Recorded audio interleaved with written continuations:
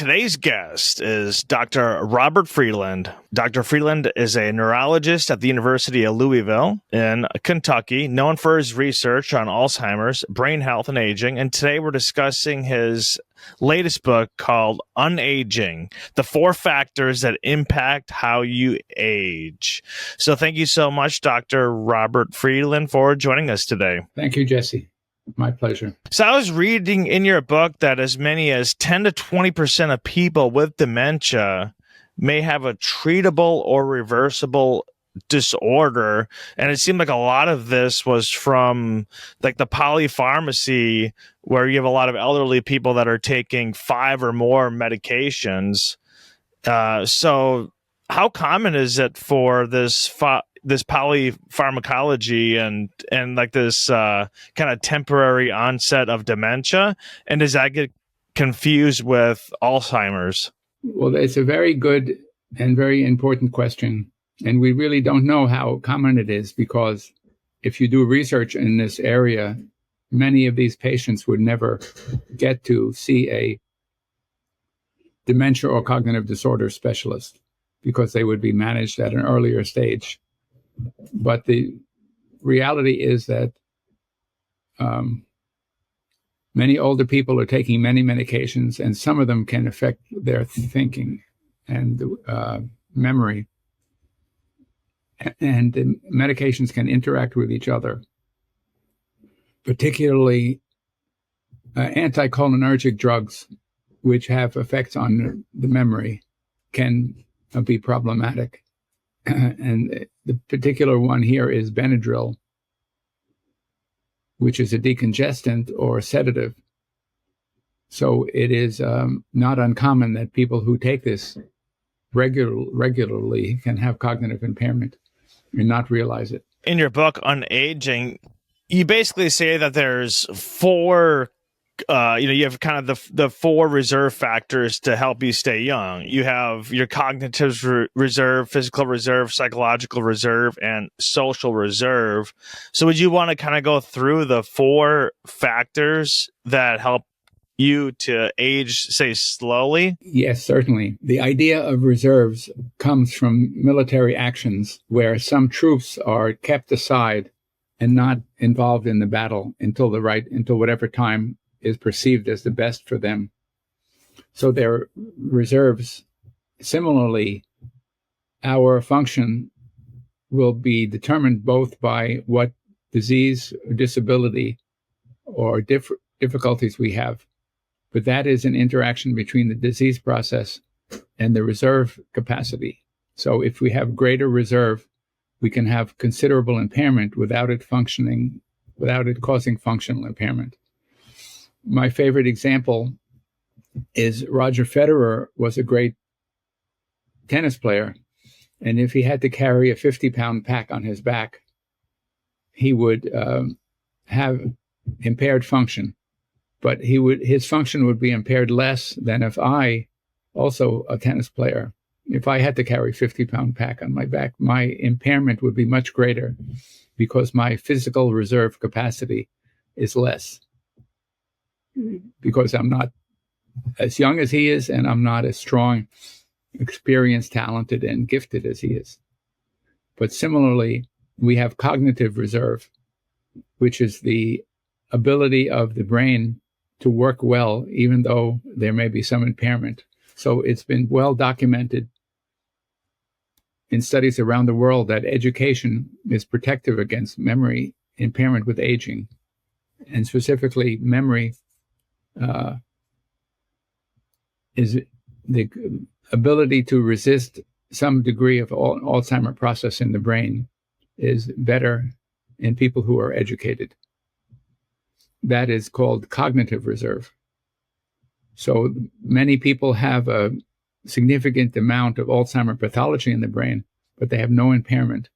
And this may be because they have high levels of cognitive reserve. What I add in my book is the idea of also physical, social, and psychological reserve. And what it boils down to is that it matters what we do, And the risk of impairment with age is related not only to how much disease, but what our lifestyle factors have been.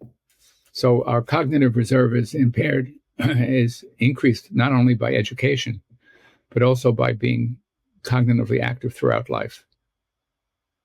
Similarly, physical exercise is good for the brain. It helps to produce more neurons and more connections. What are like the biggest things that people can do lifestyle wise to actually kind of mitigate the chance of getting Alzheimer's?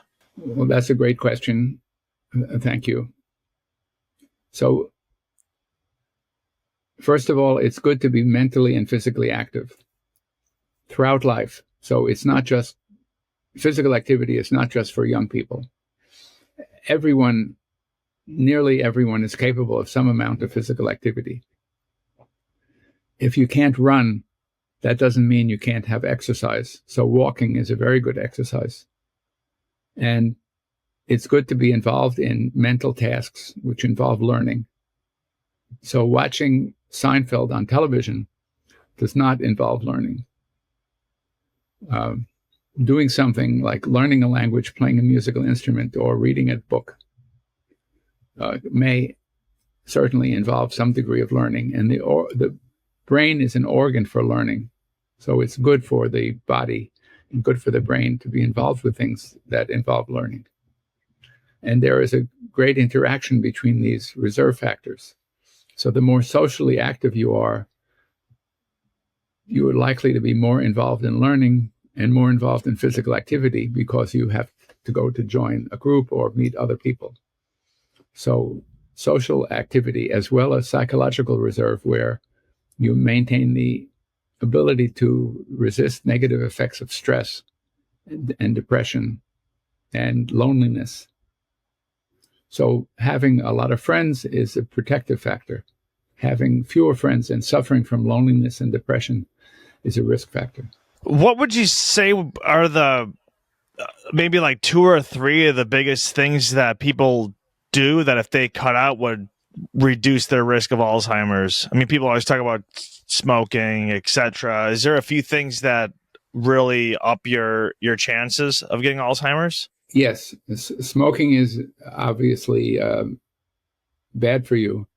Drinking too much alcohol will lower your cognitive reserve, as well as physical reserve and social and psychological reserve in addition. Head injuries are bad. We know now that all head injuries are bad, large ones as well as small ones, and repetitive ones as well as individual ones. So it's not only a question of having a concussion, of being knocked out, but just to have trauma directed to the brain. It's particularly bad in American football when I'm just turning this off.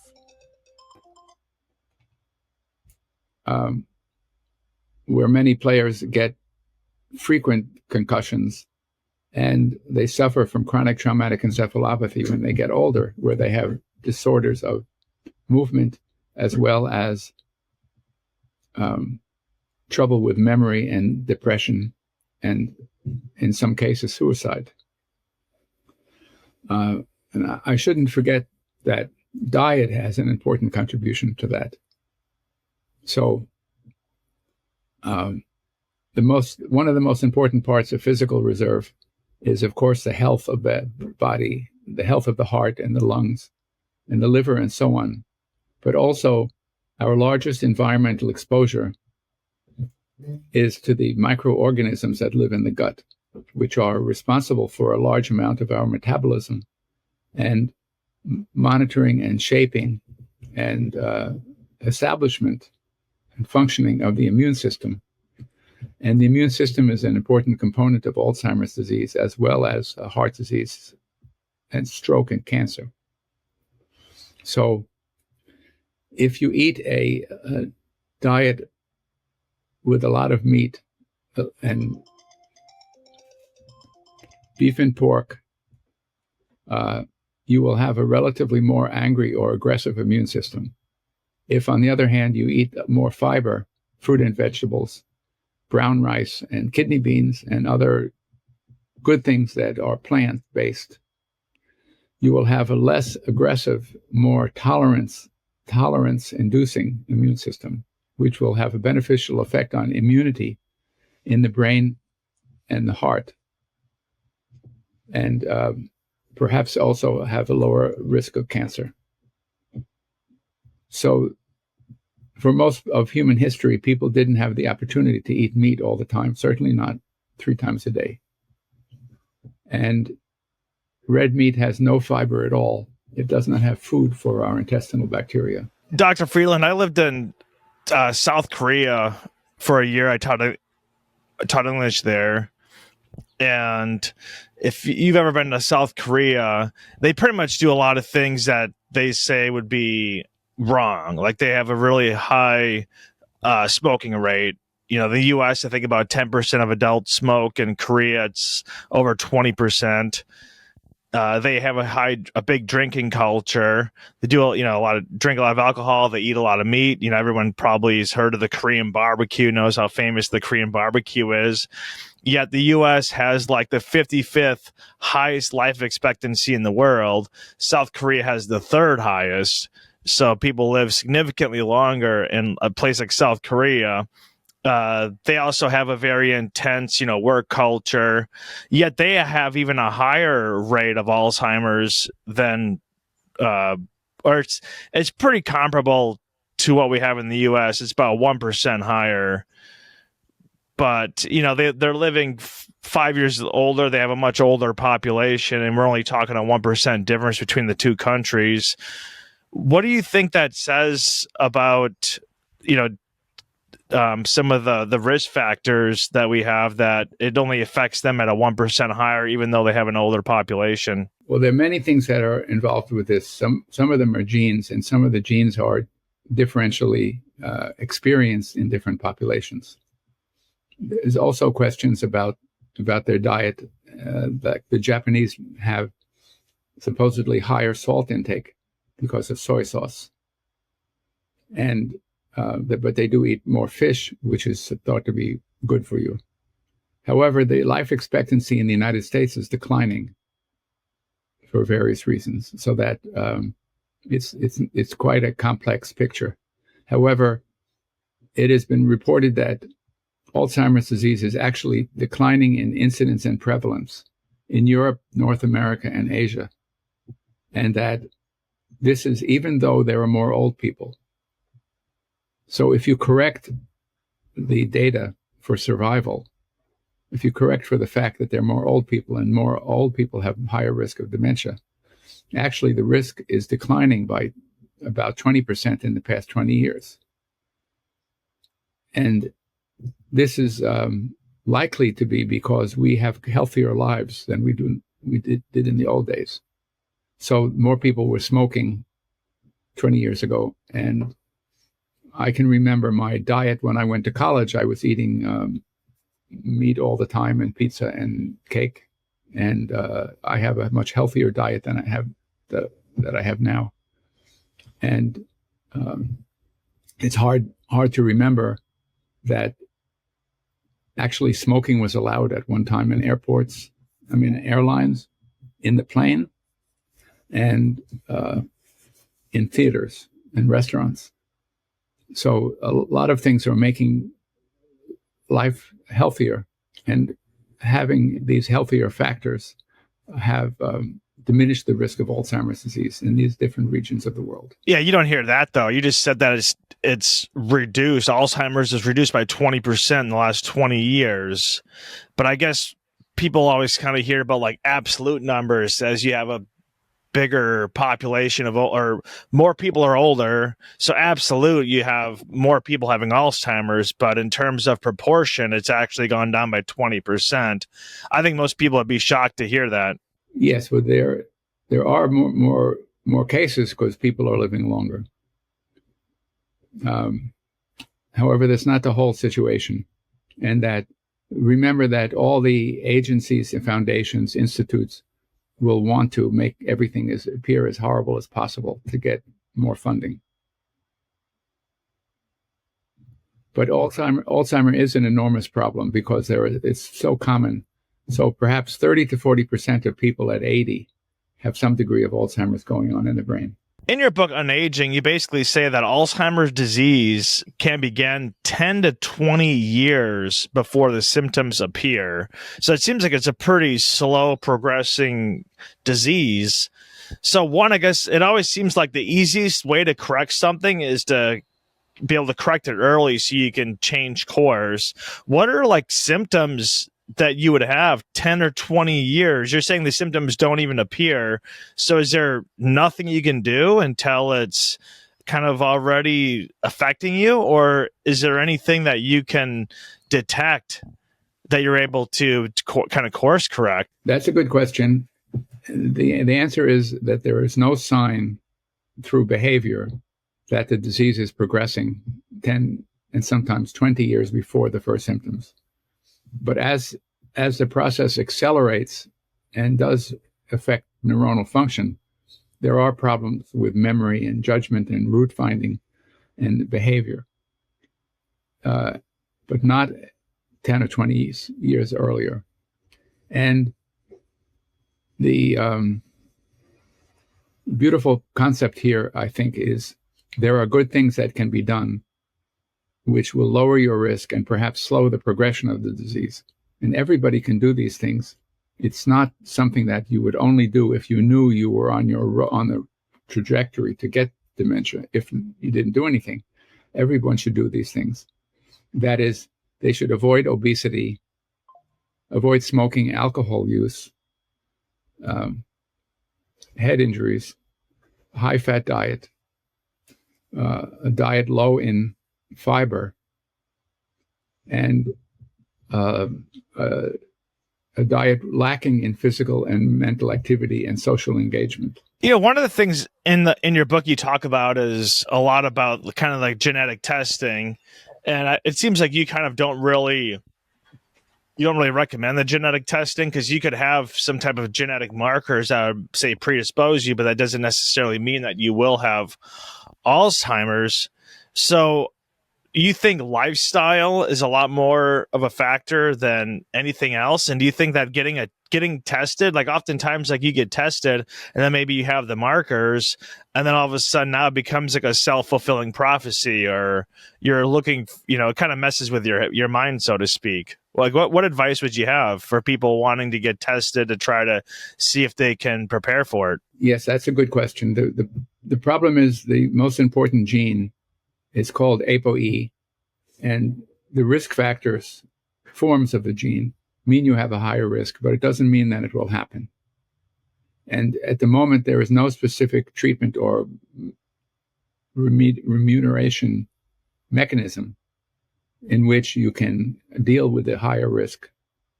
However, you can do all the good things about lifestyle factors that I mentioned before. We should mention that there are familial cases where the disease is caused by a causative gene, but this is only 1 to 2% of cases. So the vast majority do not have a gene causing the disease. And I don't recommend people should be tested for the ApoE gene because there is nothing specific you can do about it. And it may lead you to worry, and you may go on and live another 40 years and never get it and realize you had been worried for 40 years without any purpose. But of course, if you know you have a higher risk, you may be more motivated for taking care of yourself. But everybody should be taking care of themselves because the lifestyle factors I mentioned earlier are also involved in cancer and heart disease, hypertension, diabetes, and so on. They're all good things which everybody should pay attention to. We started this podcast talking about the kind of being on multiple medications causing some type of dementia. And in the book, you basically say that, not all memory issues mean that you have Alzheimer's. And of course, we talked about the polypharmacy, but you also talk about vitamin deficiencies. I believe in the book, you talked about some type of liver disorders that also affected the brain. I've been reading about vitamin B12 and other B vitamin deficiencies. So I mean, if you start noticing you're having memory issues, what's the first place you start? Do you go and you ask to get screened for Alzheimer's? Do you start trying to figure out how many medications you're on and how they're interacting? Do you see if you got a vitamin B deficiency? Like, what's the step one? Very good. Yes, certainly you should discuss it with your primary doctor. And if he or she thinks it's serious enough, you should see a cognitive disorder, dementia, or Alzheimer's specialist who would be a neurologist or a psychiatrist. And it is important to know that healthy older people have problems with memory, which is not Alzheimer's disease. So if I go to work and forget by the end of the day, where did I park in the morning? That's not a sign of Alzheimer. That's a sign of that's commonly found in healthy older people or even in younger people. Or if I go shopping and I'm supposed to buy various things, including a chicken, but I forget the chicken and I get home and I think I forgot the most important thing, which was the chicken. It may be that I'm not paying attention. It doesn't mean that I'm on the way for Alzheimer's disease. I did want to mention a good phrase, or actually a dangerous phrase, but good to point out this problem that many people don't understand that what they do makes a difference. So I had a patient wearing a motorcycle, had motorcycle tattoos, and I asked if he rode the motorcycle without a helmet, and he laughed and said yes. I said, why do you ride a motorcycle? Why don't you wear a helmet? You can damage your brain. He said, when you're going to go, you're going to go. And I found this problem amongst uneducated laborers in the community, but also professors and doctors, even though they might not put it the way I did, the way as he did, but by saying, when you're going to go, you're going to go. They just feel that that they're ending up with disease is inevitable. They enjoy eating steak. They're going to eat steak, and they enjoy watching movies and never getting outside. That's what they like. And they think that their outcome is inevitable. But actually, a main point of my book is that aging itself is not inevitable. It doesn't happen to everyone. And we all know people who died before they got to be old. So rather, even people your age, you may know people who didn't get to be as old as you are now. And you shouldn't assume that you will reach older age, because it may not be a opportunity experiencing that you will experience. Yeah, you mentioned about kind of if you're older and you forget where you park, that's not necessarily a sign of Alzheimer's. It's just, I guess, natural aging of the memory. So what age would it be? Like if you're 35 and you forget where you park your car all the time, I would imagine that it's got to be bad. So what age does it become normal where you could forget where you parked and you wouldn't think twice about it? Well, it's more complicated, but even among healthy older people, their memory capacity is reduced. So if you ask them to remember 10 words, depending on how complicated the words are, how much time you give people, but maybe a younger person could remember 7 of them in 5 minutes, and maybe an older person can remember 6. It's not a question of forgetting all of them or remembering all of them, because nobody has perfect memory.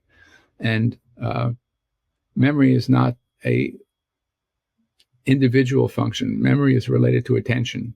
So if I park my car and then I decide to pay attention to where I parked, I will be much, much more likely to remember where it is. So Dr. Friedland, in your book on aging, one of the things I enjoyed that you talked about was you basically were talking about, say, 10,000 years ago, if you were, or more, maybe 30,000 years ago, if you were a hunter-gatherer, you basically used your brain all the time. You had to figure out what foods were edible, what foods were poisonous, what predators were trying to stalk and murder you so they could eat you. You'd have to be aware of your surroundings essentially 24 hours a day.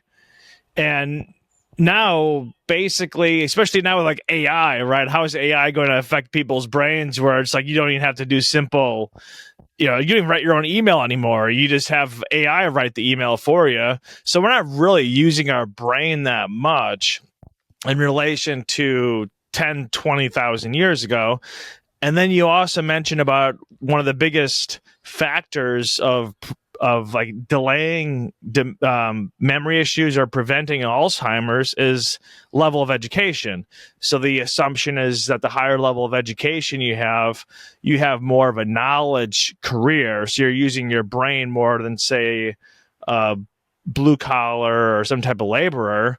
And the more you use your brain just like a muscle, I mean, you're going to do squat thrusters or something, you're going to keep your legs and low back in shape. Use your brain, you're going to keep it in shape.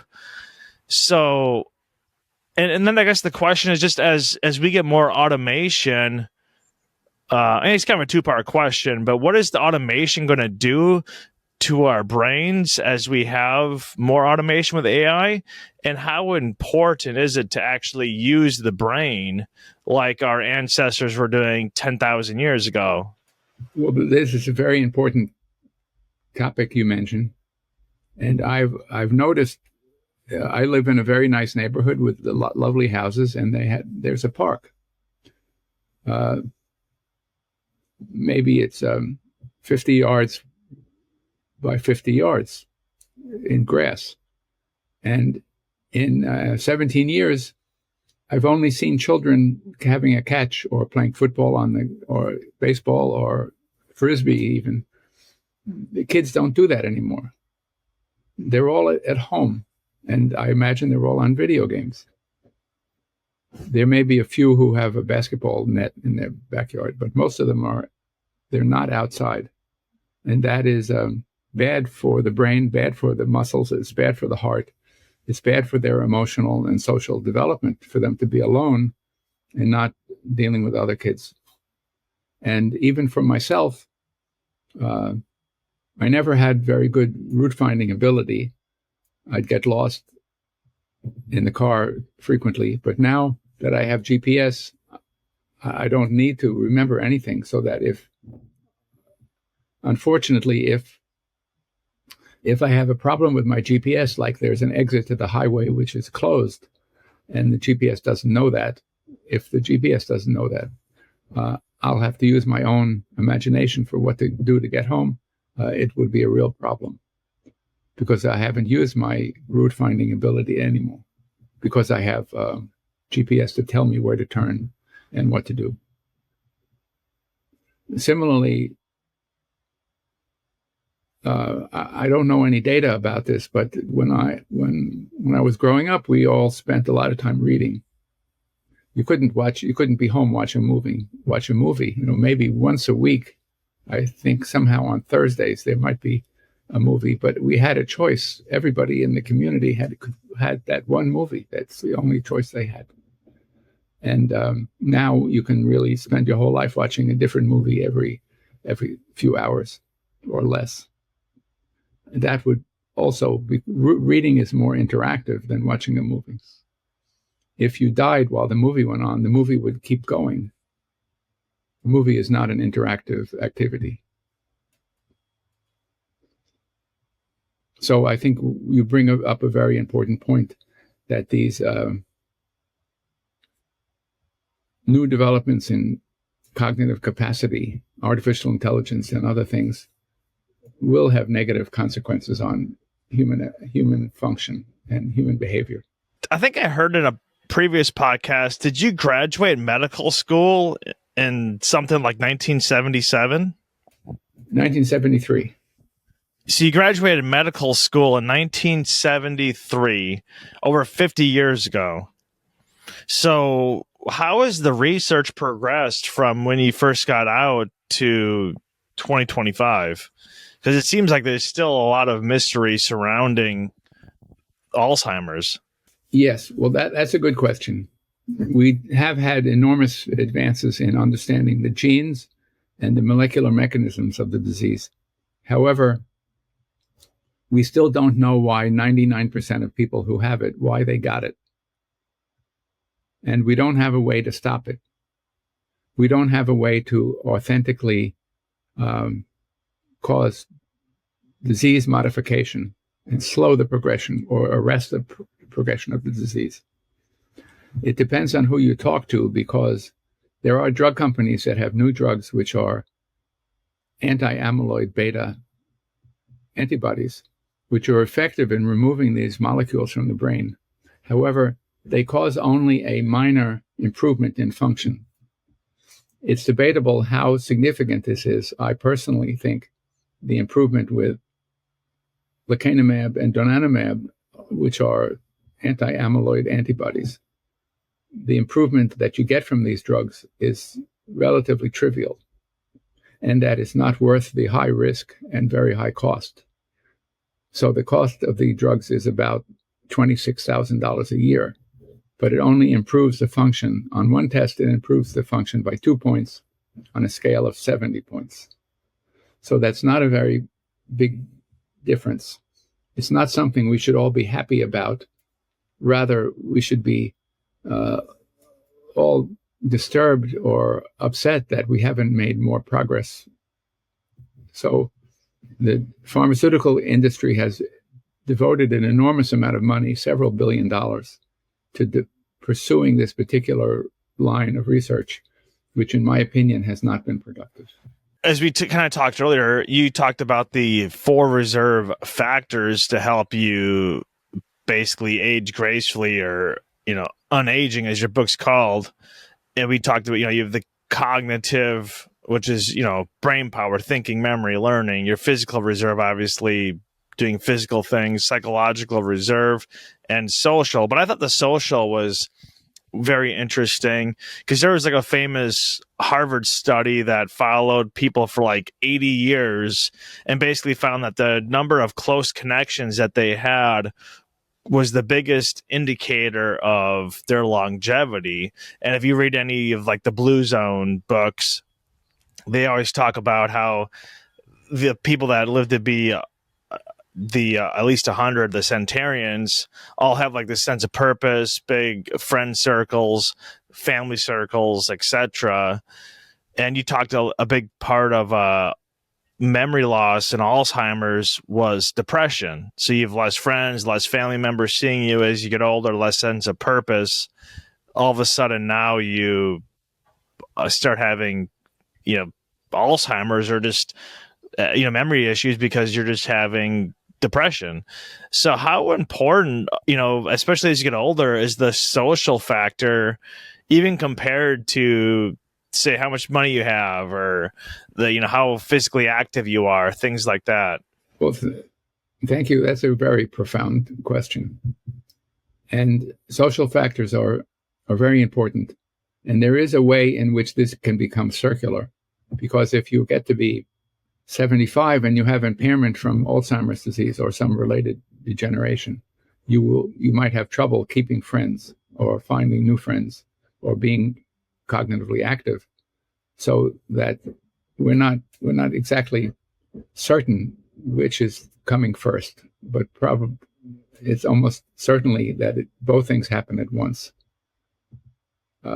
However, a remarkable factor that you bring out is that all the risk factors for dementia concerning diet, alcohol use, toxic exposure, head injuries, and environmental pollution, and education, they're all more common in poor people.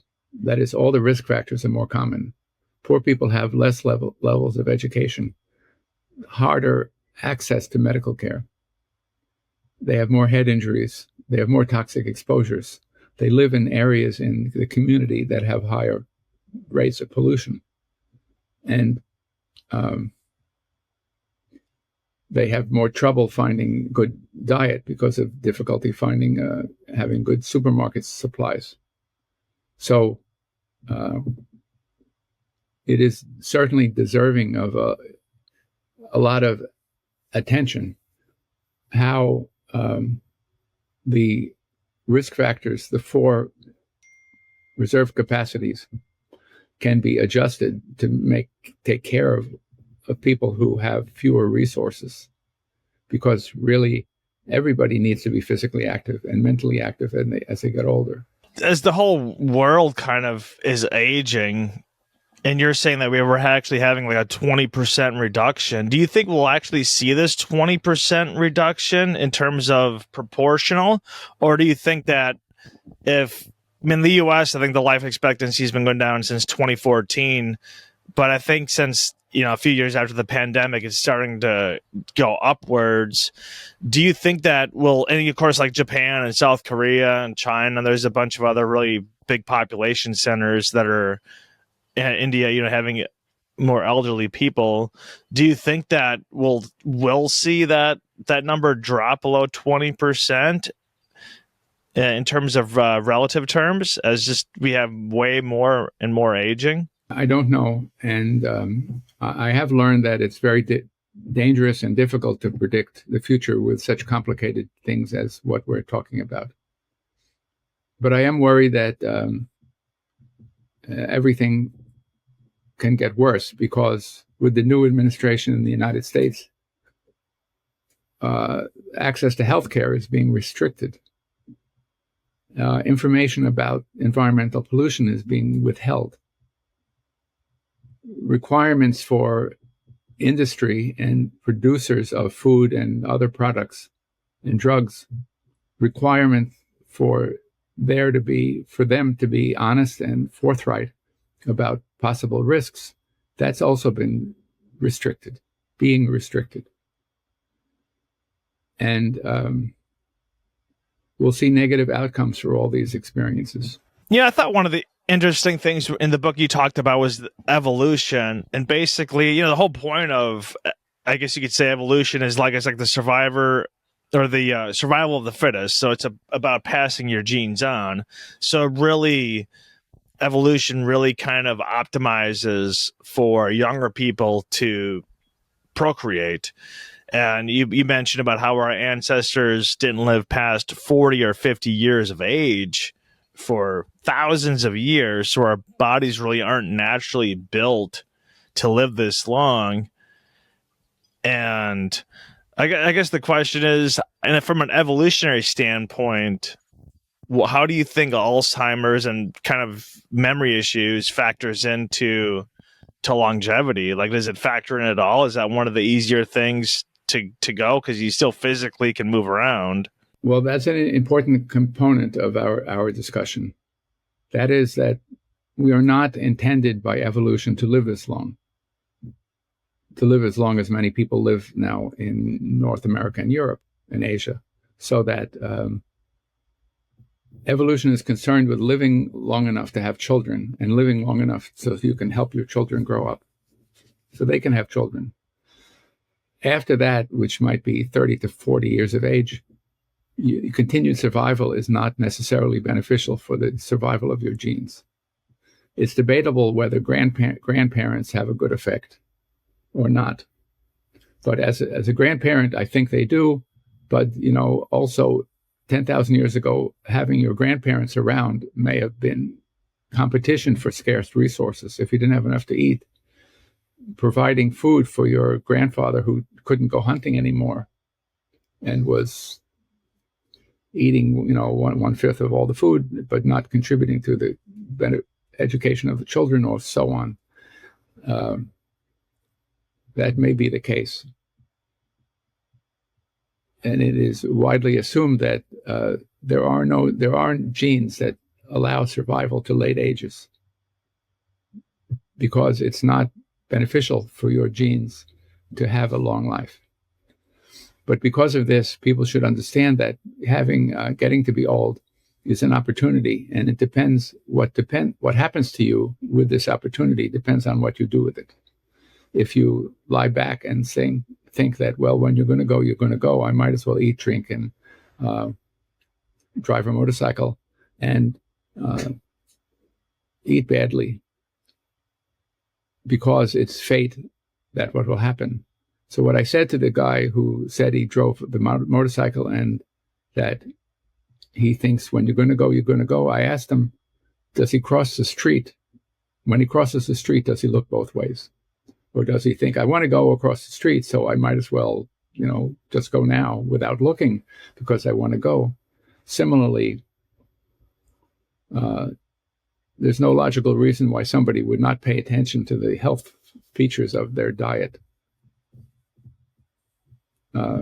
Because it's not true that you're going to go when you're going to go, unrelated, that actually what happens to you when you're going to go happens in regard to how you lived your life and how you made choices. We all read that the maximum lifespan of human beings is right around 120 years old. So do you think that that's not really the maximum then, if you're saying that you don't even know if humans are even really biologically programmed to even reach grandparenthood? Well, we're not biologically programmed to be grandparents. We are very, very extensively and very deeply programmed to be parents. And my understanding is that Madame Clement, who lived in France, was the oldest known documented human, and she lived to be 122. And that she died because everybody she had ever known had already died. So her grandchildren died of old age, or they died at old ages. And her children, of course, were gone. And she had made friends, but they were all gone. So she stopped eating. So she was depressed. So this brings up another thing about what everyone needs in regard to social and psychological reserve. We need to have a component of meaning and service and have an idea of how our life impacts others. This is very beautifully illustrated in Viktor Frankl's book, Man's Search for Meaning, that older people often, they lose their job and perhaps the spouse dies, the children don't call, and they don't get reward. They don't get a feeling of meaning from their job or their spouse or their children or their friends because their friends don't call, or maybe the friends died. And it is a very important concept for everybody to consider, not only at the moment of retirement, but earlier, what will maintain their sense of meaning after they lose their sense of meaning provided by work. It's interesting because, like, right now, I think there's somewhere around 8 billion people on the planet, and there's only about 600,000 that are centenarians, which would be something like 0.02% of the population, which is something like 4.47 standard deviations from normal. So do you even think that's the centenarians do anything extra special to live long, or is it just a statistical anomaly? And I was reading, actually, we can just go there first. They have unique combination of genes, which is very hard to understand and very hard to study because you can't have a control group.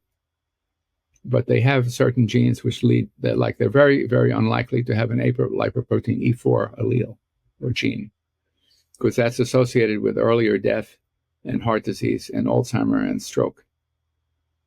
And undoubtedly, there are many other genes they are unlikely to have, like perhaps apolipoprotein a. They would have low levels of that. But also they have generally a good pattern of social interaction and social support and lots of friends. So of those 4 reserve factors, is there any one that you would try to optimize over the others? I mean, I feel like there's only so much time you have in the day. If you had to kind of focus, I mean, obviously I think and some things are just hard to control. I mean, you got a job, you move across the country. Yeah, you might be eating better and getting exercise, but that job moving across the country will, supplant you from your friend group from back home, your family group from back home. And so it seems like it's really actually hard to kind of optimize all for, especially in today's society, especially remote work. People are working at home by themselves, don't have coworkers, which I can't imagine being too healthy for people. No gossip around the water cooler, when you were back in your 20 years ago, whatever. Right. That's a very interesting question. And I believe that all of the reserve factors are interrelate. That physical activity is often related to what you're doing to meet other people. And when you meet other people, you're involved in social interactions, which are good. And there's some component of cognitive processing there, as well as when people say, what do you think of the war in wherever the war happens to be? And similarly, cognitive activity is related to diet, and the microbiota in the gut is related to your diet.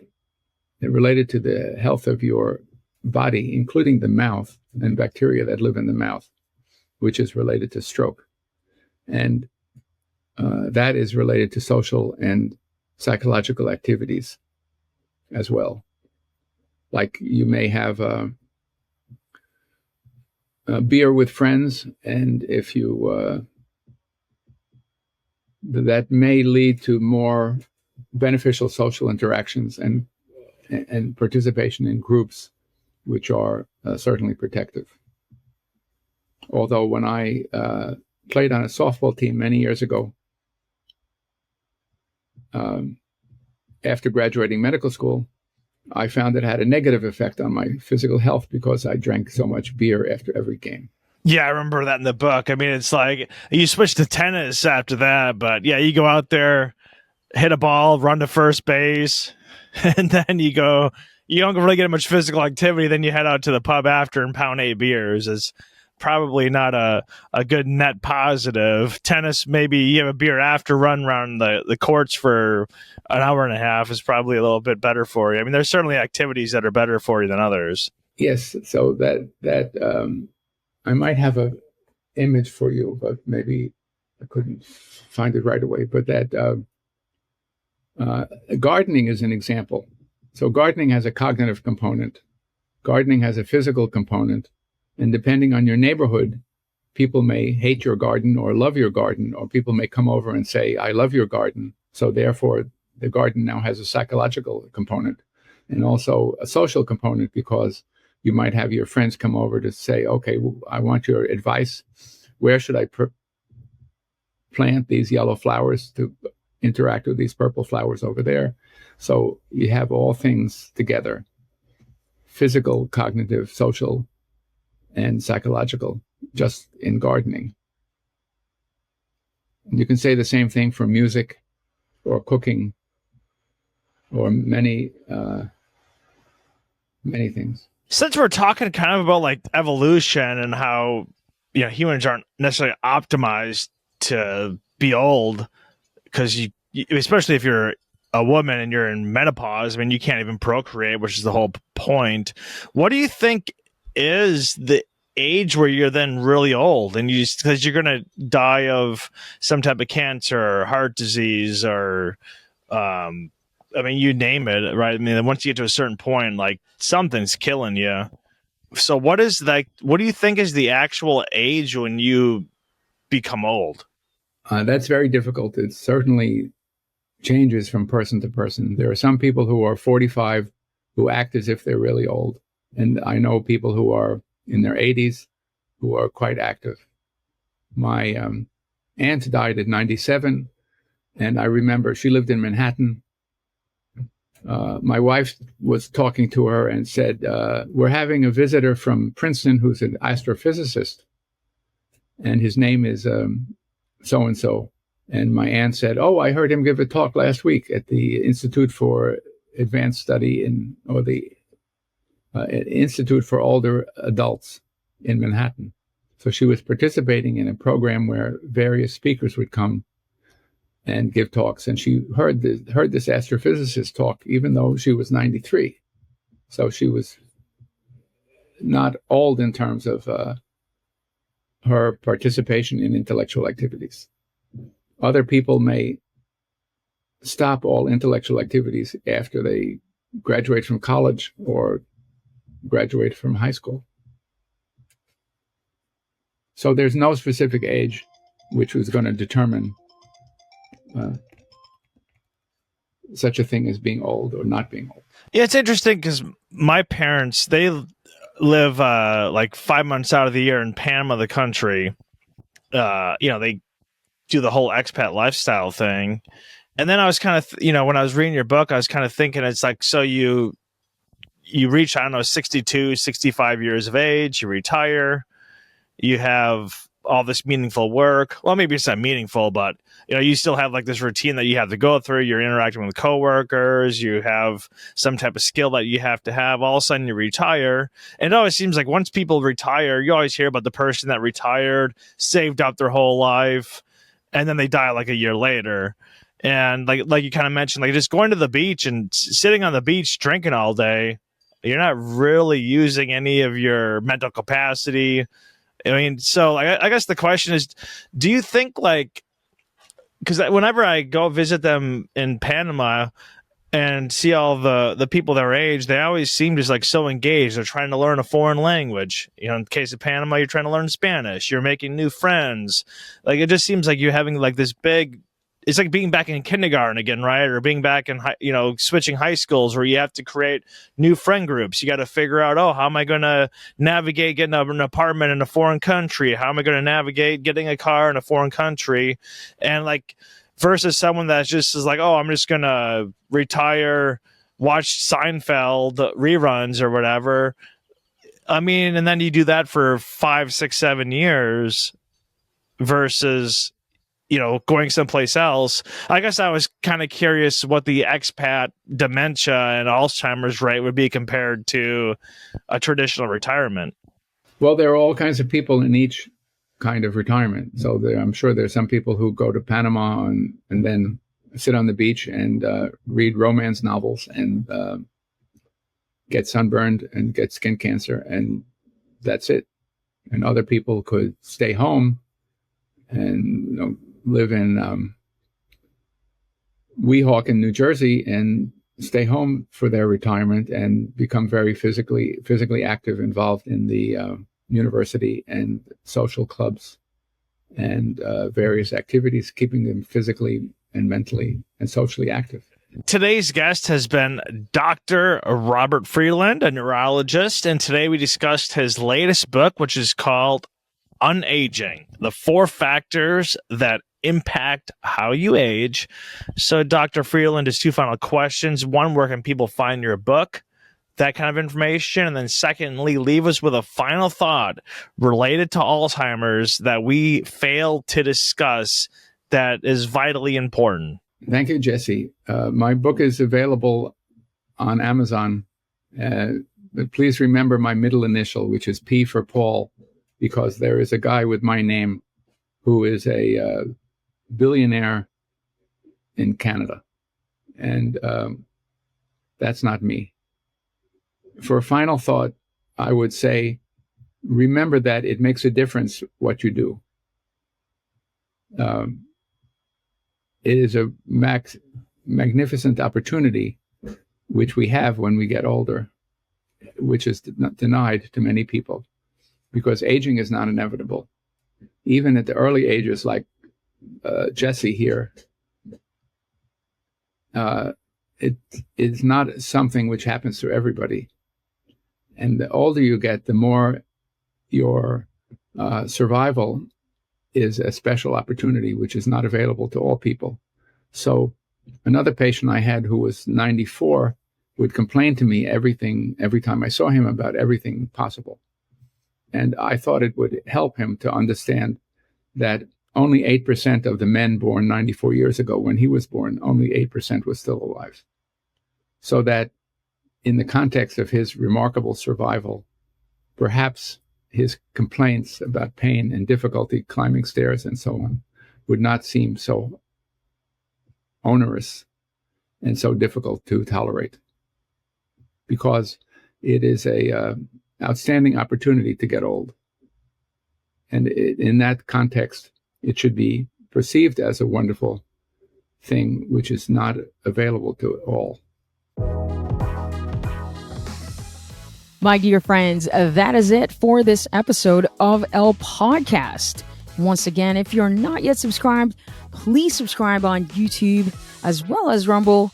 You can also find us on Spotify and Apple Podcasts or wherever you get your podcasts from. We thank you all from the bottom of our hearts for watching and listening, and we will see you on the next episode.